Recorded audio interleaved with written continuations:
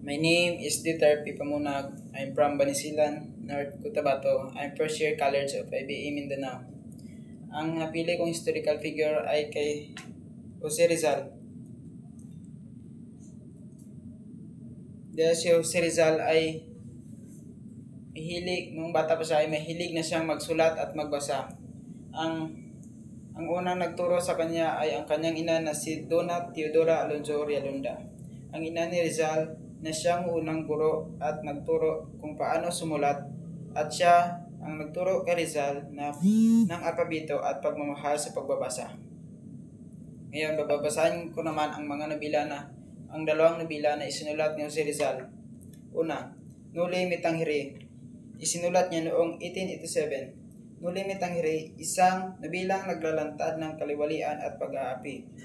Sa Pilipinas, sa panahon ng pananakop ng Espanyol, inilarawan nito ang buhay ni Cristomo Ibarra, isang binatang na bumalik sa Pilipinas mula sa Europa at nakasaksi sa mga kalupitang ng mga prayle at mga opisyal na pamahalaan.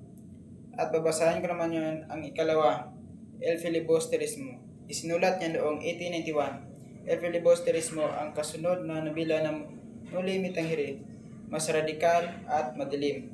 Ang tema nito kung saan si Ibarra ay bumalik bilang Simoon, isang mayamang alahero na may magplano ng isang revolusyon laban sa pamahalaan.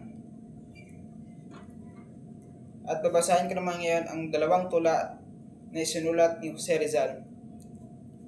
Una, Sa Aking Mga Kabata.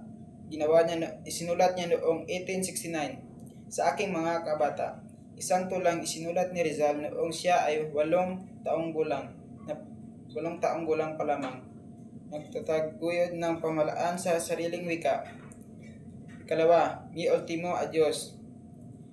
Isinulat niya noong 1896. Mi Ultimo Adios, ang kanyang huling tula na isinulat habang siya ay nakakulong sa Fort Tiago, na nagpamahayag ng kanyang mga pagmamahal sa bayan at handang mamatay para sa kayahan ng Pilipinas. At yun naman po.